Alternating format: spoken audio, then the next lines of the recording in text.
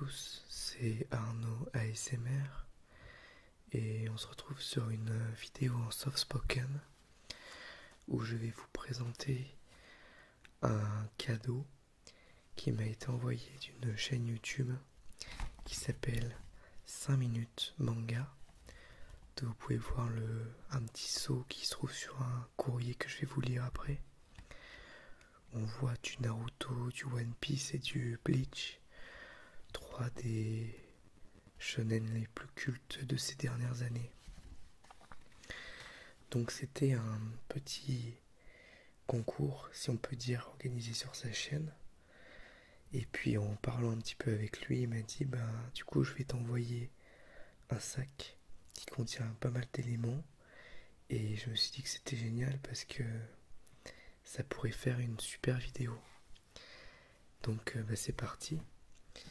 Donc on va déjà lire ce courrier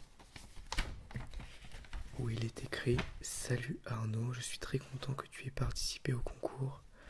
Cela m'a tout d'abord permis de découvrir ta chaîne YouTube que je trouve absolument géniale, mais aussi de rencontrer un passionné, et c'est un univers où la passion prime sur tout le reste. Ravi de t'avoir rencontré et peut-être un jour en vrai. À très bientôt, Max. Merci beaucoup, Max. Donc j'ai déjà jeté un œil très rapidement au contenu, mais maintenant je vais découvrir en détail avec vous. Donc tout d'abord on a un sac, un vrai sac, l'attaque des titans. Donc il s'agit de RN sous forme titanesque.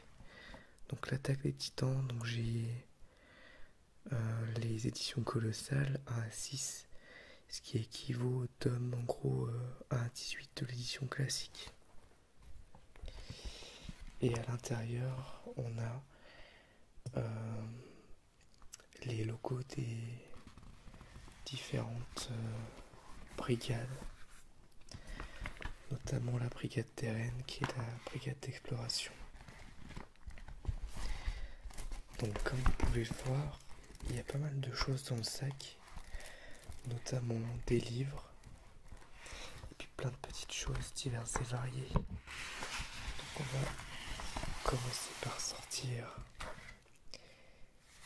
des ex-libris, je crois que c'est comme ça que ça s'appelle. On en a un tout d'abord, l'atelier des sorciers, vraiment très joli. Donc c'est un manga, comme tout ce qui est là-dedans a un lien avec le manga. Donc un manga sur la sorcellerie que je n'ai pas lu mais dont j'ai entendu beaucoup de bien, et cet ex-libris c'est vraiment joli, vraiment très très sympa. Ensuite on en a un autre d'un manga que cette fois je connais très bien et que je possède, en tout cas les 4 premiers tomes sur 5 puisqu'il y en a 5 qui sont sortis actuellement. C'est Origin. Donc ça c'est un des méchants robots, et c'est un ex-libris qui se trouvait dans le premier tome je crois, je sais pas si c'est écrit, d'une édition un peu entre guillemets collector, mais moi je l'ai pas eu dans les tomes que j'ai à la maison, donc c'est génial, vraiment très très sympa. Et puis pour le coup c'est un manga que j'aime beaucoup, donc Boichi, dont je vous ai parlé aussi pour Sunken Rock, ou encore plus récemment Dr Stone, mais aussi Terraformars Asimov. Ensuite on a Shinobi Quartet. Je ne connais pas, une carte postale.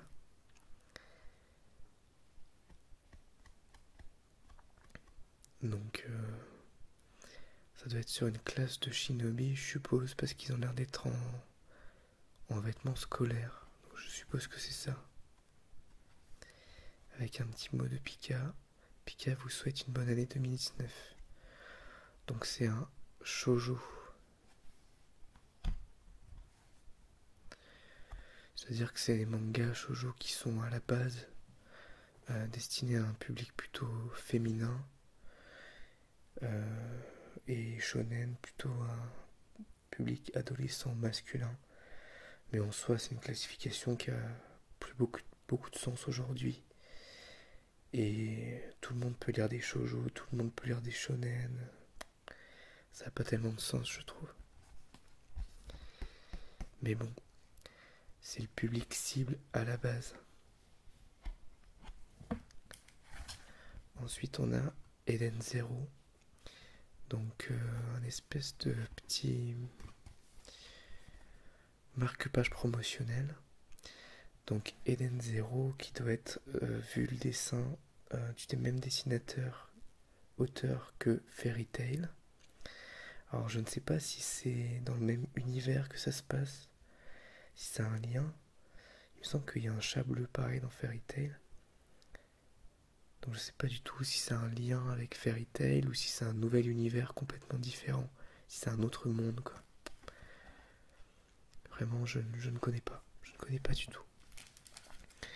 Après on a des petites babioles, je sais pas trop comment ça s'appelle, pour téléphone portable. On a Love Mission et Maid Sama. Ça me permet de faire un petit peu des petits bruits de plastique. Donc vraiment très mignon.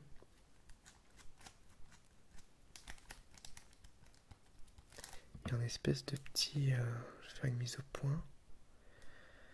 De petites bestioles par-dessus, qui sautent par-dessus la file. On dirait une boule de poil avec des oreilles. Et puis là, ça doit être une histoire de gouvernante, je suppose. Bon. Encore du shoujo, hein. C'est écrit là, vous voyez, Pika Shoujo. Ensuite, on a encore du Eden Zero, que je ne connais pas du tout.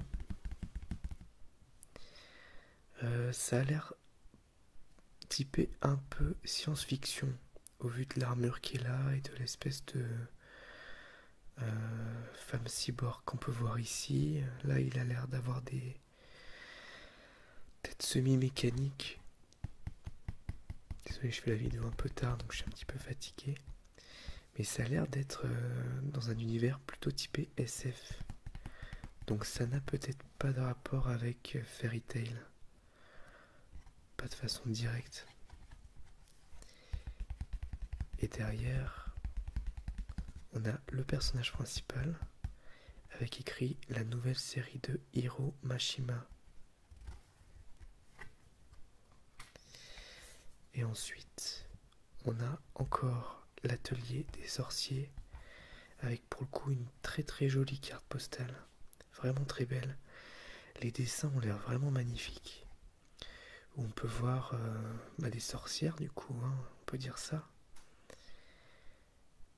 Des femmes sorcières, est-ce qu'on peut dire que c'est des sorcières? Je pense que oui. Dont une qui a des tatouages sur le bras. Et elles ont tous des designs assez différents. Vraiment joli au niveau des couleurs, au niveau des dessins. C'est très très joli. Ça me donne envie de lire le manga pour le coup. Si je trouve le manga à pas cher, d'occasion, je pense que je me l'achèterai. Et enfin, dans ce que j'ai sorti du sac, parce qu'il y a encore des choses, on a, attendez, j'essaie de lire, on va faire une petite mise au point. Grand Blue Fantasy. Donc sans doute un manga d'Heroic Fantasy, je suppose. Au vu du dessin, ça peut être peut-être cyberpunk aussi, je ne sais pas, mais ça me fait penser un peu à du Final Fantasy. Je pense que c'est typé pas cyberpunk, pardon, steampunk peut-être. Steampunk, Heroic Fantasy, je sais pas trop. Mais ça fait vraiment penser à Final Fantasy. Avec une espèce de petit renardeau là. Bon, il n'y a pas de lunettes d'aviateur, mais je sais pas, ça fait steampunk. D'ailleurs, j'ai une arme à feu là, on dirait. Voilà, donc on va continuer. Donc là, Fairy Tail. On a des marque-pages. Alors je ne connais pas trop Fairy Tail, mais alors j'ai entendu du très bon et j'ai entendu du très mauvais, donc ça dépend vraiment des gens. J'ai l'impression que c'est un manga ou un animé qui fait vraiment qui divise en 50-50. Soit les gens adorent, soit ils détestent. Donc je ne vais pas forcément m'acheter le manga parce que je sais qu'il y a beaucoup de tomes et je suis déjà engagé dans des séries assez longues. Mais je pense que je vais regarder les premiers épisodes de l'animé pour pouvoir peut-être me faire une idée un peu plus précise. Donc je connais pas du tout les personnages, mais les marque-pages sont assez cool. Je sais juste que lui c'est un espèce de sorcier de feu, il me semble. Après tous les autres je les connais pas. Je sais que ça passait sur Game One à une époque quand j'étais plus jeune. Là on a un marque-page d'un manga que je ne connais pas. Je sais pas si c'est écrit Yuka Holder ou Yuk Holder. Très sympa. Ici on a encore du Eden Zero, décidément, avec un badge Eden Zero où c'est écrit un monde d'amitié et on peut voir un drapeau bleu blanc rouge derrière. Donc je sais pas si le personnage est français, ce serait rigolo, c'est possible. Hein. Et on continue avec cette fois un livre, carrément un livre de Nozaka Akiyuki, La tombe des Lucioles. Alors je pense que c'est le tombeau des Lucioles, la tombe des Lucioles, le tombeau des Lucioles. Il me semble que le dessin animé s'appelle le tombeau des Lucioles, mais peut-être que je me trompe, hein, c'est peut-être la tombe des Lucioles. Donc avant de devenir le célèbre dessin animé de Takahata Isao, La tombe des Lucioles est une œuvre magnifique et poignante de l'écrivain Nozaka Akiyuki. L'histoire d'un frère et d'une sœur qui s'aiment et vagabondent dans l'enfer des incendies, tandis que la guerre fait rage. Une histoire qui est celle que Nozaka vécut lui-même, âgé de 14 ans en juin 45. Mais Nozaka, c'est aussi un style inimitable, une écriture luxuriante que l'on reconnaît d'abord à son brassage de toutes sortes de voix et de langues. Une prose étonnante, ample, longue, qui réussit à concentrer en une seule phrase des couleurs, odeurs et dialogues secoués de mots d'argot, d'expressions crues, d'images quasi insoutenables, qui trouvent ici une beauté poétique et nouvelle. Donc c'est un texte qui n'a pas l'air trop long, donc je pourrais peut-être vous en faire une vidéo lecture. Après, je sais pas trop si j'ai des risques au niveau droit d'auteur, mais si jamais ça passe, j'aimerais bien vous en faire une vidéo de lecture intégrale. Ça serait génial. Donc, La tombe des Lucioles. Merci beaucoup, un livre super cool. Le meilleur, je le garde pour la fin. C'est des mangas, mais vous verrez ça. Donc, encore Eden Zero avec un autre badge du petit chat bleu. Et alors là, trop cool. C'est un magnète que je vais mettre au bureau. Il s'agit d'un magnète Dragon Ball Z. Rien que ça. Vraiment très cool. On voit Sangohan, Sangoku Et alors les personnages là, je sais plus qui ils sont, mais je pense qu'ils sont pas dans le manga. Je pense que c'est des personnages d'OAV. Peut-être. Mais en vrai, je suis plus sûr à 100%. Je sais qu'ils ont sorti tous les OAV en manga. Où ils ont fait des extractions des dessins du dessin animé.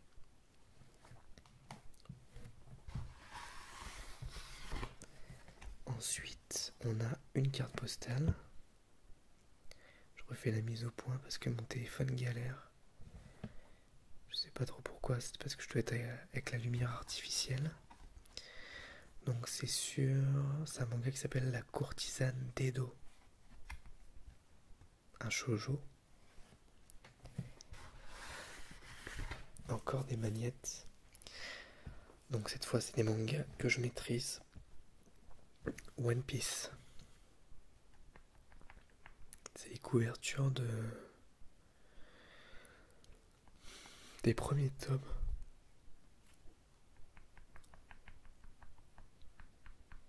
Mais je crois que ça c'est la couverture du tome 1, mais tome 1 ou tome 2, je sais plus.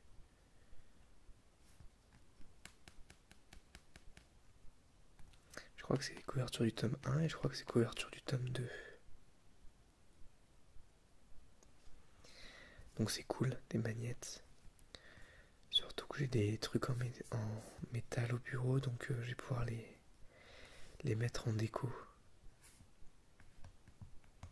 Vraiment sympa. Hop là. On continue. Donc ça c'est sympa. C'est évidemment, ça se lit dans le sens de lecture japonais. Donc c'est un extrait du volume 1. Donc souvent c'est les premiers chapitres de Alchimia, qui est un shoujo. J'en ai plusieurs d'ailleurs, des extraits comme ça, promotionnels de manga. Donc si ça vous intéresse, je pourrais faire une vidéo dessus. Donc c'est un shoujo fantasy français. Ça c'est cool. Du manga français. Je crois que le manga français, on appelle ça aussi manfra, je crois. Ou manfra, je sais pas trop comment ça se prononce. Vraiment sympa. Les dessins sont jolis. Ils font assez old school, je trouve, les dessins. Mais ça fait manga en tout cas, ça fait dessin japonais. Ok. On est bientôt à la fin. On a encore du promotionnel avec Astra Lost in Space de la SF. Donc moi j'adore la SF, donc c'est génial. Un extrait du volume 1. Donc une œuvre de Kenta Shinohara. C'est un nom qui me dit quelque chose. Un récit de survie haletant sur fond de science-fiction et de mystère. Astra Lost in Space, volume 1, en librairie le 20 mars 2019. Volume 2 en mai. Série complète en 5 volumes. Alors ça c'est cool parce que j'aime les séries pas trop longues. On regarde un petit peu les dessins. Vraiment cool. Vraiment sympa. Vraiment très sympa. Il y a une espèce d'explosion là. Je sais pas trop si c'est...